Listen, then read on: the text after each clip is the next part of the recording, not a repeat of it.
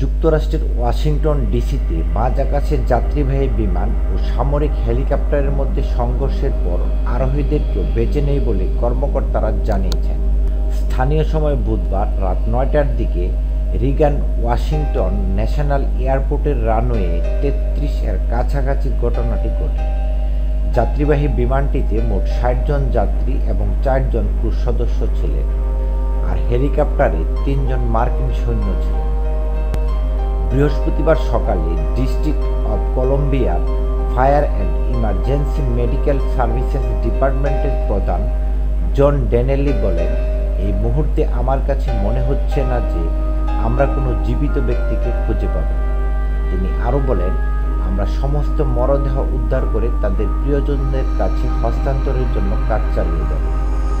এর আগে সিবিএস নিউজের প্রতিবেদনে বলা হয়, জরুরি উদ্ধারকারী দল দুর্ঘটনাস্থল থেকে এখন পর্যন্ত কমপক্ষে ৩০ জনের মরদেহ উদ্ধার করেছে। প্রতিবেদনে আরও বলা হয়, দুর্ঘটনার শিকার সামরিক হেলিকপ্টারটি ছিল একটি ইউএস আর্মির ব্ল্যাক হক হেলিকপ্টার, যেটি মূলত প্রশিক্ষণের কাজে ব্যবহার করা হচ্ছিল। হেলিকপ্টারটিতে কোনো উচ্চ পদস্থ সামরিক কর্মকর্তা ছিলেন না, জানিয়েছেন একজন কর্মকর্তা।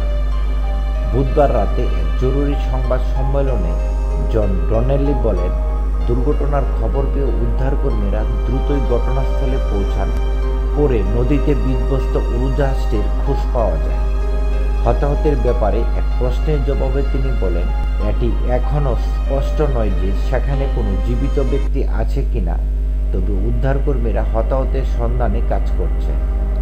ডনেলি আরও বলেন, উদ্ধারকর্মীদের প্রথম ও প্রধান কাজই হলো বেঁচে থাকা ব্যক্তিদের খুঁজে বের করা, তবে পাশাপাশি তারা ন্যাশনাল ট্রান্সপোর্টেশন সেফটি বোর্ডের সঙ্গে সমন্বয় করে উড়োজাহাজটির বিধ্বস্তের প্রমাণ সংরক্ষণের কাজও করবে।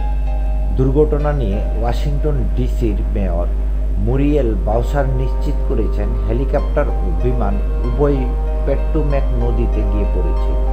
এক বিবৃতিতে তিনি বলেন, যাত্রীবাহী বিমানটিতে ৬৪ জন এবং সামরিক হেলিকপ্টারটিতে ৩ জন যাত্রী ছিলেন।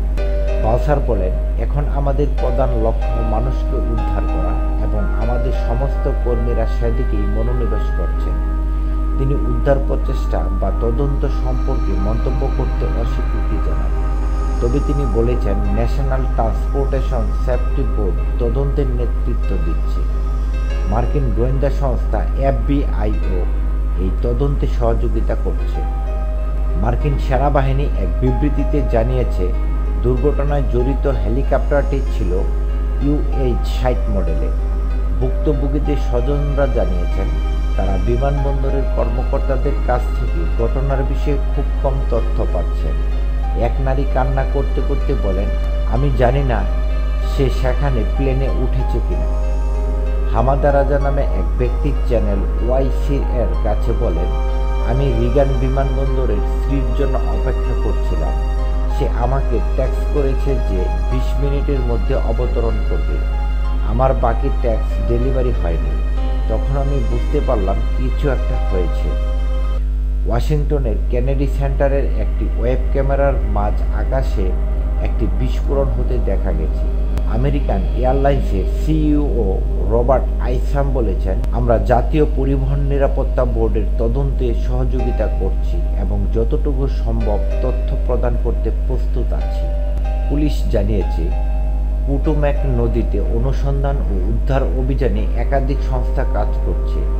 বিমানবন্দর কর্তৃপক্ষ জানিয়েছে, জরুরি কর্মীরা ঘটনাস্থলে পৌঁছানোর কারণে সব উড্ডয়ন এবং অবতরণ বন্ধ রাখা হয়েছে। মার্কিন প্রেসিডেন্ট ডোনাল্ড ট্রাম্প বলেছেন, তিনি দুর্ঘটনার বিষয়ে পুরোপুরি অবগত। এই ঘটনার পর প্রথম প্রতিক্রিয়া জানানো মানুষদের ধন্যবাদ জানিয়েছেন তিনি। 2009 সালের ফেব্রুয়ারির পর যুক্তরাষ্ট্রে কোনো মারাত্মক প্লেন দুর্ঘটনা ঘটেনি, তবে সাম্প্রতিক বছরগুলোতে বেশ কয়েকটি কাছাকাছি দুর্ঘটনা ঘটেছে, যা নিরাপত্তার বিষয়ে উদ্বেগ তৈরি করেছে।